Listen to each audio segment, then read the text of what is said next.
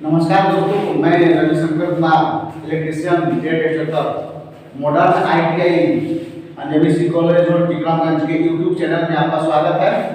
चलिए आज हम पढ़ने जा रहे हैं टेट थ्योरी में परमाणु संख्या, परमाणु संरचना नियम और परमाणु क्रमांक। देखिए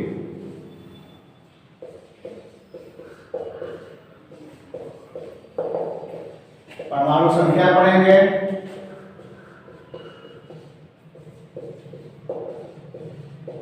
परमाणु संरचना नियम पढ़ेंगे और परमाणु क्रमांक पढ़ेंगे।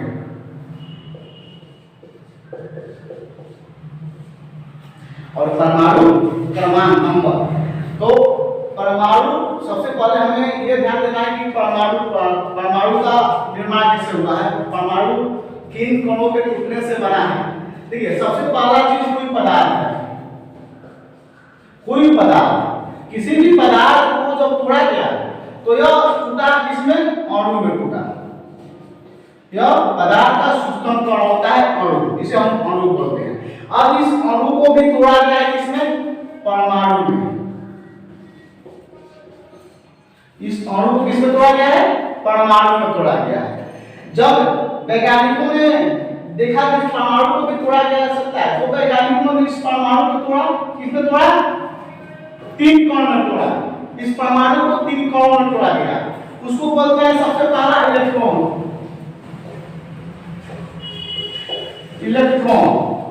दूसरा टुकड़ा प्रोटॉन।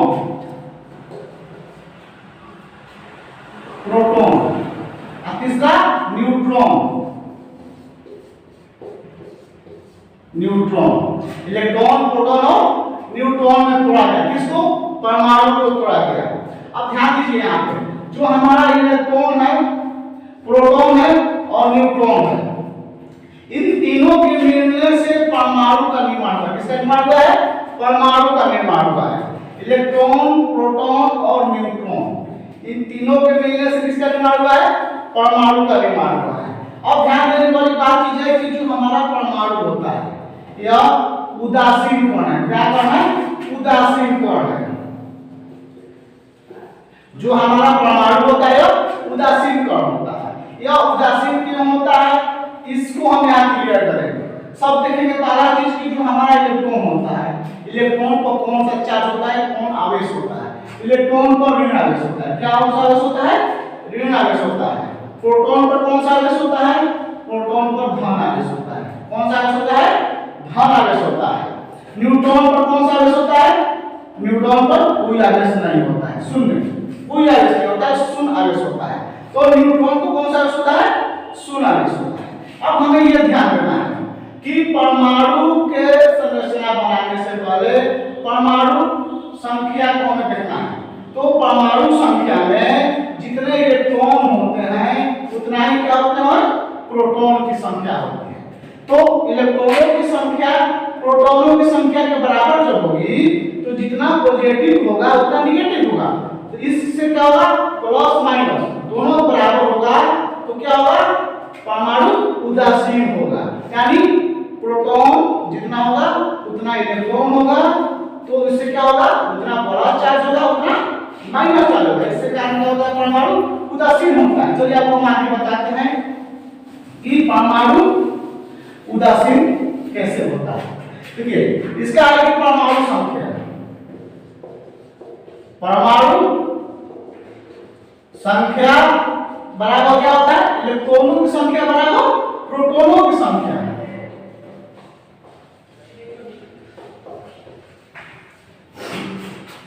इलेक्ट्रॉन की संख्या बराबर प्रोटॉन की संख्या। प्रोटॉन की संख्या। याद रखने वाली चीज है कि जितना हमारे पास इलेक्ट्रॉन होंगे उतने प्रोटॉन होंगे और उसका उतना ही परमाणु संख्या होगा। मान लीजिए किसी तत्व का कोई परमाणु संख्या है, मान लीजिए हम ऑक्सीजन का लेते हैं, ऑक्सीजन का परमाणु संख्या कितना होता है? 8। तो ऑक्सीजन में इलेक्ट्रॉन कितने होंगे? 8। जाहिर सी बात है, मैंने लिखा है परमाणु संख्या इक्वल टू इलेक्ट्रॉन की संख्या। तो इसका परमाणु संख्या 8 है, तो इसमें इलेक्ट्रॉन की संख्या कितनी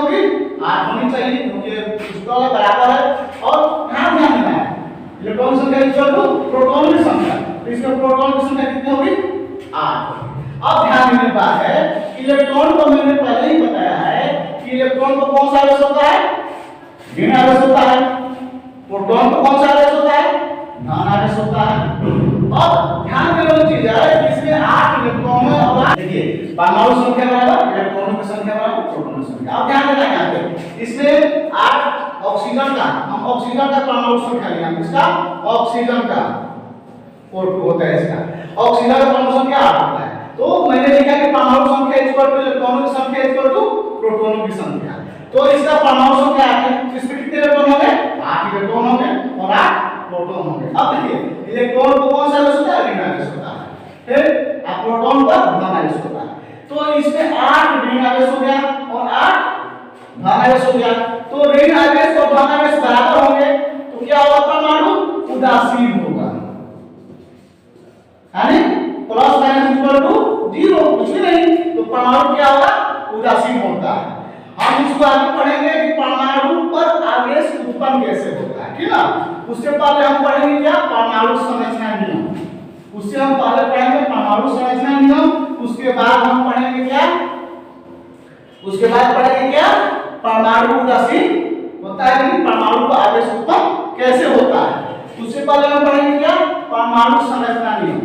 परमाणु संरचना नियम में ये होता है कि जिस प्रकार हमारे पृथ्वी और सूर्य और जितने भी ग्रह हैं उस प्रकार जो पृथ्वी ग्रह जितने भी ग्रह हैं सूर्य उस ग्रहों के साथ एक सौरमंडल क्या करता है, उसी प्रकार परमाणु संरचना का भी ये जितने भी कक्षाएं बनती है, कितने भी कक्षाएं बनती है, ये देखिए जिस प्रकार हमारा केंद्र में सूर्य रहता है और बुध मंगल पृथ्वी 12 कक्षाओं में चक्कर काटते हैं, उसी प्रकार हमारा परमाणु संरचना भी बनता है। और ये परमाणु संरचना के किस कक्षा में कितने इलेक्ट्रॉन होते हैं, हमारा प्रोटॉन और न्यूट्रॉन, ये तो नाभिक में अवस्थित हो गया। और ये जो प्रोटॉन और न्यूट्रॉन होते हैं, ध्यान देने वाली चीज है, ये भारी कम होते हैं, किसकी अपेक्षा, इलेक्ट्रॉन की अपेक्षा प्रोटॉन और न्यूट्रॉन क्या होते हैं, भारी कम होते हैं, ठीक है।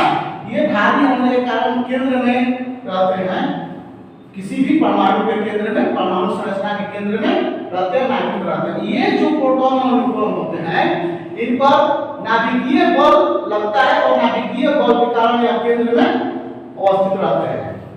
अब ध्यान देने वाली बात है कि पहली कक्षा, दूसरी कक्षा, तीसरी कक्षा, चौथी कक्षा, पांचवी कक्षा, छठवीं कक्षा, इन कक्षाओं को हम K L M N O P और Q, K L M N O P और क्यू के द्वारा हम दर्शाते हैं। जैसे हम पहली कक्षा को के से दर्शाएंगे, दूसरी कक्षा को एल से दर्शाएंगे, तीसरी कक्षा को एम से दर्शाएंगे, चौथी कक्षा का निर्माण होगा तो एन से दर्शाएंगे।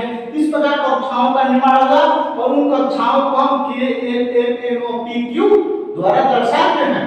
अब ध्यान देने वाली बात की है कि प्रोटॉन और न्यूट्रॉन को तो हम नाभिक में बैठा देते हैं, नाभिक वो मौजूद रहते हैं और इन पे क्या नाभिकीय बल लगता है और नाभिकीय बल के कारण ये नाभिक में बंधे रहते हैं। जिन दोस्तों को, जिन छात्रों को अगर ये पढ़ना है, सही से पढ़ना है, तो वीडियो को रोककर इस कॉपी पर नोट करते जाइए, ठीक ना।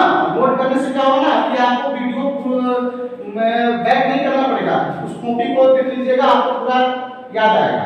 तो देखिए जैसे जैसे यह कक्षा दूरी पर होती जाएगी, परमाणु के नाभिक में जो लगने वाला नाभिकीय बल होता है वह कम होते जाता है। कम होने से क्या होता है कि दूर की कक्षाओं पर नाभिकीय बल कम लगता है।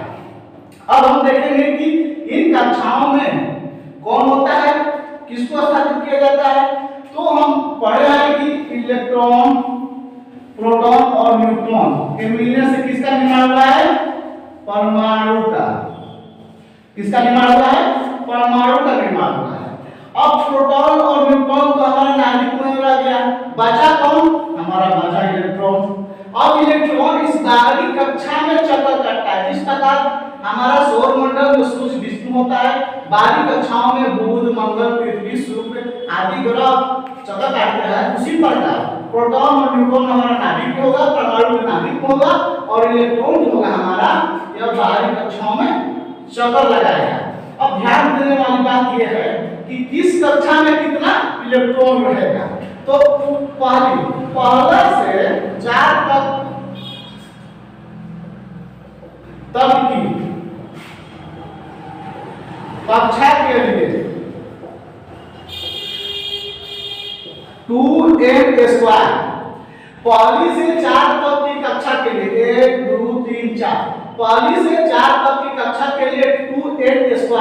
सूत्र के अनुसार हम इलेक्ट्रॉनों को स्थापित करेंगे। n क्या है? n को नंबर ऑफ कक्षा की संख्या क्या है? कक्षा की संख्या। अब देखिए ध्यान देने की बात है कि 2n², n क्या है? यहाँ पे नंबर ऑफ कक्षा की संख्या है। अब देखिए पहली कक्षा में कितना इलेक्ट्रॉन रहेगा? 2n² सूत्र हम रखेंगे 2n²। पहली कक्षा के लिए हम कितना रखेंगे? मैंने बोला n क्या है? नंबर ऑफ कक्षा की संख्या। तो पहली कक्षा 2 × 1 का स्क्वायर क्या होगा? 2 × 1 का स्क्वायर करेंगे तो 1 होगा, तो यानी 2 को मल्टीप्लाई 1 से 2 होगा। यानी पहली कक्षा में कितना इलेक्ट्रॉन रख सकते हैं? 2 इलेक्ट्रॉन रख सकते हैं, 2 इलेक्ट्रॉन रख सकते हैं। अब ध्यान देने वाले दूसरी कक्षा में कितना इलेक्ट्रॉन होगा। तो देखिए दूसरी कक्षा में यहाँ सूत्र वही है 2n²। 2 क्या है? नंबर ऑफ संख्या कक्षा की संख्या। 2 × 2 का स्क्वायर यानी 2 × 2 का मल्टीप्लाई 2 से करेंगे कितना होगा? 4 और 4 2 8। यानी हम दूसरी कक्षा में कितना इलेक्ट्रॉन रख सकते हैं? 8 इलेक्ट्रॉन रख सकते हैं। तीसरी कक्षा में कितना रखेंगे? यहाँ देखते हैं हम तीसरी कक्षा में कितना इलेक्ट्रॉन रखेंगे।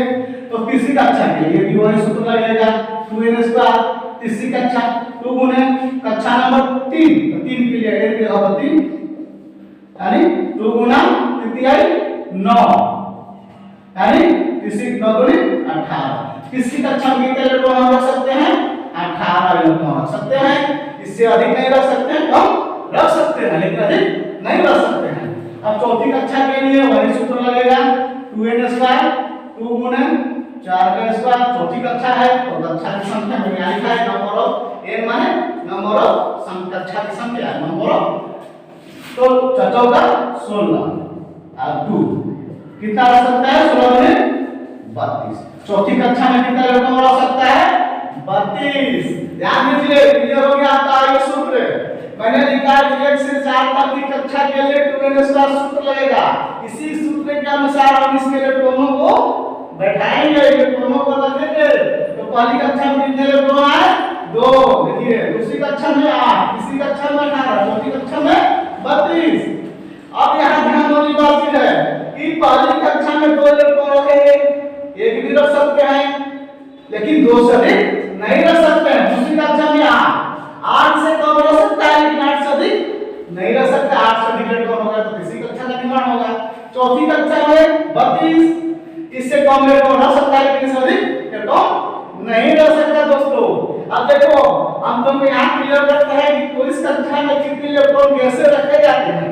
परमाणु संरचना बनाकर आपको हम बताने वाले हैं कि कैसे हम इन कक्षाओं। देखिए दोस्तों मैंने तो आपको बताया कि किस कक्षा में कितने इलेक्ट्रॉन को रख सकते हैं। तो ये जो सूत्र है 2n², इसके अनुसार मैंने बताया और यहाँ निकाल के बताया कि पहली कक्षा, दूसरी कक्षा, तीसरी कक्षा और चौथी कक्षा, तीनों कक्षा, चारों कक्षाओं में कितने इलेक्ट्रॉन को हम रख सकते हैं। अब यहाँ ध्यान देने की बात है कि आप बोलिएगा कि कैसे आप रख सकते हैं। इस देखिए यहाँ ध्यान दीजिएगा कि जिस कक्षा में जितने इलेक्ट्रॉन हमने बताया है, पहली कक्षा में 2, दूसरी कक्षा में 8, तीसरी कक्षा में 18, चौथी कक्षा में 32, इससे कम इलेक्ट्रॉन रख सकते हैं लेकिन इससे अधिक इलेक्ट्रॉन नहीं रख सकते हैं। चलिए हम आपको एग्जांपल के रूप में बताते हैं कि किस कक्षा में कितना इलेक्ट्रॉन रख सकते हैं। और इन कक्षाओं को मैंने बताया है कि K L M N O P Q यानी पहली कक्षा, दूसरी कक्षा, तीसरी कक्षा, चौथी कक्षा, पांचवी कक्षा, छठी कक्षा और सातवीं कक्षा। ये क्या है? कक्षा की संख्या यानी कक्षा का नाम किया गया K L M N O P Q द्वारा दर्शाया जाता है। अब हम आपको एग्जांपल के रूप में बताते हैं कि किस कक्षा में कितने इलेक्ट्रॉन को हम रख सकते हैं।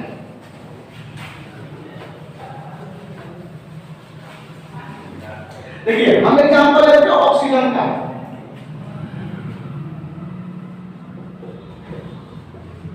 ऑक्सीजन का परमाणु संख्या कितना होता है 8। तो इसमें इलेक्ट्रॉन कितना होगा 8, प्रोटॉन कितना होगा 8। तो मैंने पहले ही बता चुका है कि नाभिक में कौन कौन होगा प्रोटॉन और न्यूट्रॉन, ये नाभिकीय बल के कारण बंधे रहते हैं। अब ध्यान देने की बात है कि इसमें कितने इलेक्ट्रॉन है 8 इलेक्ट्रॉन है। हमें बाहरी कक्षा में किसको रखा जाता है इलेक्ट्रॉन को। हमने पहली कक्षा का निर्माण किया, पहली कक्षा का निर्माण किया।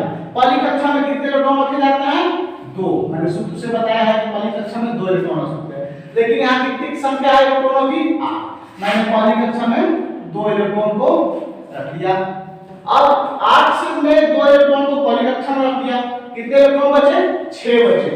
तो हम क्या करेंगे अगली कक्षा का निर्माण करेंगे, मानी ये दूसरी कक्षा। दूसरी कक्षा में कितने इलेक्ट्रॉन रखते हैं तो ये मैंने सूत्र के अनुसार आपको बताया था 2 गुने दूसरी कक्षा यानी स्क्वायर 2 गुने 2 गुने 4 गुने 8 यानी दूसरी कक्षा में हम 8 इलेक्ट्रॉन रख सकते हैं। यहाँ पे मैंने पहली कक्षा में 2 इलेक्ट्रॉन रख दिया तो बचा कितना 6 इलेक्ट्रॉन। तो हम दूसरी कक्षा में 6 इलेक्ट्रॉन को रखेंगे। कितना 6 इलेक्ट्रॉन। मैंने पहले बताया कि जिस कक्षा में जितने इलेक्ट्रॉन रखे जाएंगे 2n स्क्वायर सूत्र के अनुसार उससे अधिक इलेक्ट्रॉन नहीं रखे जाएंगे, उससे कम इलेक्ट्रॉन रख सकता है। यहाँ पर मैंने पहली कक्षा में 2 इलेक्ट्रॉन रखा था, 2 इलेक्ट्रॉन पूरा हो गया, अगली कक्षा का निर्माण हुआ, अगली कक्षा में 8 इलेक्ट्रॉन हो गया। चलिए और एक एग्जांपल आपको मैं देता हूं, आप लोगों को एक एग्जांपल देता हूं, 2 एग्जांपल दूंगा, उससे आपको क्लियर हो जाएगा कि किस कक्षा में कैसे इलेक्ट्रॉनों को रखा जाएगा, किस प्रकार परमाणु संरचना बनता है, ठीक ना।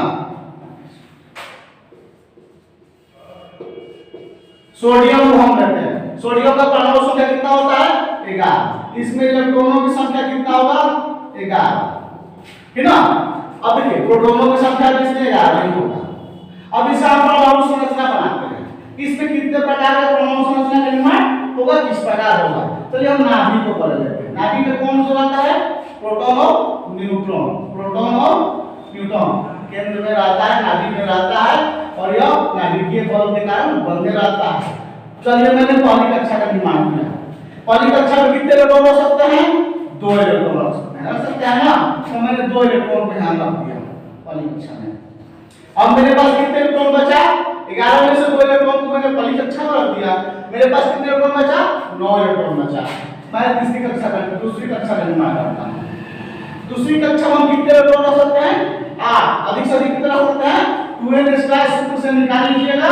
दूसरी कक्षा में हम कितने इलेक्ट्रॉन रख सकते हैं 8। मेरे पास कितने इलेक्ट्रॉन बचे हैं 11 में से 2 तो पहली कक्षा में चले गए, तो मेरे पास 9 इलेक्ट्रॉन बचे। दूसरी कक्षा में 9 को रख सकते हैं नहीं रख सकते, क्योंकि हम 8 से अधिक नहीं रख सकते हैं, 8 से कम को रख सकते हैं। तो मेरे पास 9 है, लेकिन दूसरी कक्षा में हम 8 इलेक्ट्रॉन ही रखेंगे। चलिए बैठाते हैं 8 इलेक्ट्रॉन।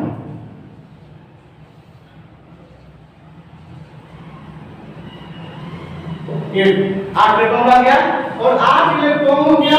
अब पूरे इलेक्ट्रॉन कितना हुआ मेरे पास 8 और 2 10, लेकिन सोडियम का इलेक्ट्रॉन कितना है 11। मेरे पास अब 1 इलेक्ट्रॉन बचा, तो 1 इलेक्ट्रॉन बचा, उसके लिए भी अगली कक्षा का निर्माण होगा, अगली कक्षा का निर्माण होगा। 1 इलेक्ट्रॉन बचे या 1 से अधिक इलेक्ट्रॉन बचे, उसके लिए अगली कक्षा बढ़ेगी और अगली कक्षा में 1 इलेक्ट्रॉन को रख सकता हूं।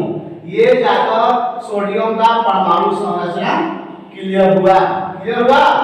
और मैंने बताया ना कि ये संख्या जितनी है नंबर ऑफ कक्षा में, उस संख्या से अधिक इलेक्ट्रॉन को नहीं रख सकते हैं, उससे कम इलेक्ट्रॉन को हम रख सकते हैं। तीसरी कक्षा में कितने इलेक्ट्रॉन रख सकते हैं 18, लेकिन 18 है नहीं मेरे पास, एक ही बचा है, हम एक को रखेंगे, लेकिन 18 से अधिक नहीं रख सकते। आइए एक और एग्जांपल देखते हैं, आपको क्लियर हो जाएगा।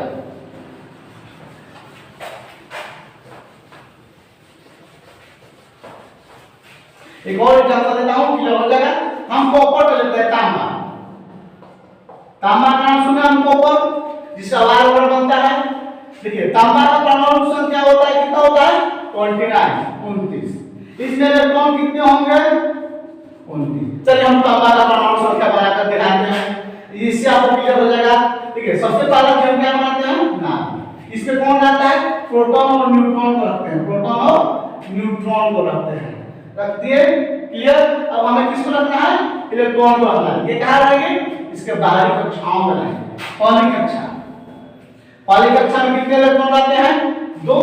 2n स्क्वायर सूत्र से आप बना लीजिएगा, निकाल लीजिएगा, सिखा दिया है मैंने आप लोगों को, ठीक है ना?